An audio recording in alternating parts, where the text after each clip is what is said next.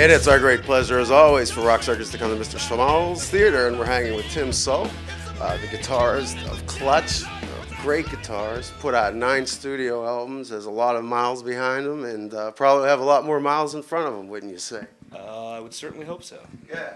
Tell us a little bit, this is their new CD, Strange Cousins from the West, the line from Minotaur, which is one of my favorite songs on the new album, and tell us a little bit how it came together. Were you approaching to do it a little differently because you were on your own label now, Weathermaker, that you have launched, and was it a more of a concentrated effort because of that? No, definitely not. I mean, it was still basically the same writing process that we've always had, really.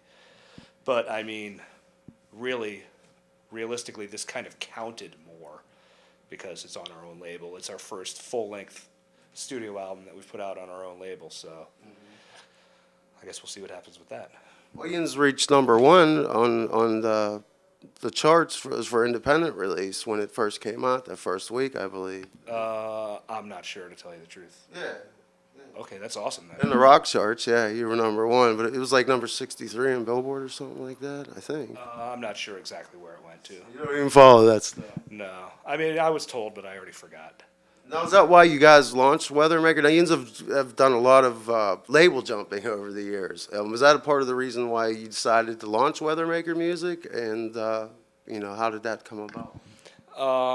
Yeah, the last label we were on just kind of soured our whole attitude towards any label whatsoever. So we just ended up having to put out our own music. And actually, at this point, the last 3 albums we put out before Strange Cousins from the West, Blast Tyrant, Robot Hive Exodus, and From Beale Street to Oblivion, are actually going to be re-released on Weathermaker. Oh, really? Yeah. That's cool. We got the rights to those back, so... Yeah, I remember the last album on From Beale Street to Oblivion, like they were supposed to have some, creative artwork that you guys are known for as far as album cover and artwork, and it just kind of came out in a plastic jewel case. And yeah. I know Neil was a little bummed about it when I talked to him. It didn't look like what it was supposed to look like, that's for sure. Now, what prompted you? You guys have seemed to have stripped. You had more players in the band the last couple albums. You seem to strip down your sound a little bit and get a little more raw with the blues, and to take a more of a darker perspective of the blues, I would think. And how did that influence the making of this album? Well, obviously we don't have any keyboards on this album, so honestly, that might be where the darker vibe comes from. But I definitely see how there's just a darker vibe in the whole recording in general. But I think that may be because there are no keyboards on this album. The reason we decided to do that was just because we don't have a keyboardist. Anymore. Yeah. Well, okay, well, I was just wondering, because I know it just seemed, the one note in, what opening song? Witch Doctor, I thought you might have had a keyboard, but that's you just doing a guitar swell or something. Yeah, that's a guitar through a Leslie cabinet. It sounds like a keyboard. Rotating Leslies, yeah. Yeah. I've seen them. Now, what did you use in the studio as a guitar? Did you switch a lot of guitars up, or are you pretty much like, I stick with #1 and that's like it, or? Well, this was the only album that I've ever only played one guitar on. Oh, really? And it was like a 70s Les Paul custom. And I don't even have it anymore. I sold it already, so. Do you go through a lot of Les Pauls? I see you on stage a lot with Gibsons and Les Pauls. You like them a lot? Some SGs back in the day, I remember you used to have? Yeah, SGs and Les Pauls always sound good, so I usually just stick with those.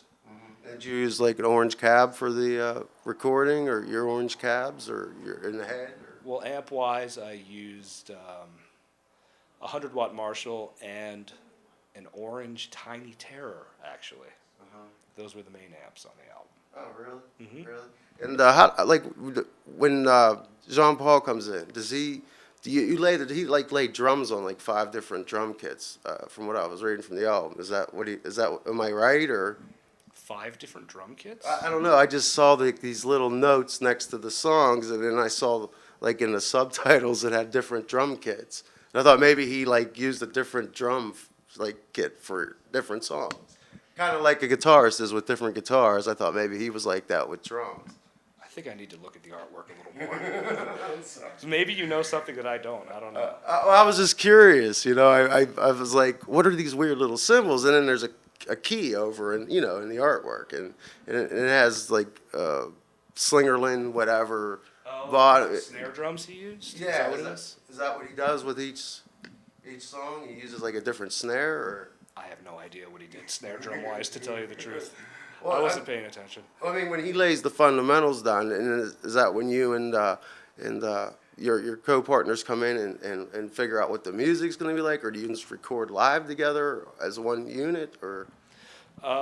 With this album, we recorded pretty much everything live as one unit, and then went and fixed stuff, that we had to fix. If there's guitar parts that needed to be fixed, we would fix it. Now, your swell style, that the vibrato you have in your hand, who helped influence? Was that like a B.B. King thing that you stole, or?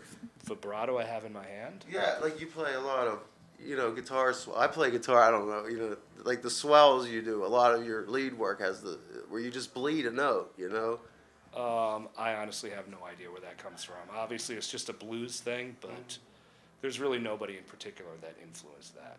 Oh, well, I didn't know. I was trying to see maybe if you were younger, when you were younger, and just picking up the guitar, like who were some of the blues guitarists that may have influenced you, or were you more of into heavy metal rock guitars when you were first learning? When I was a kid, I was into more rock and metal and stuff like that for sure. Yeah.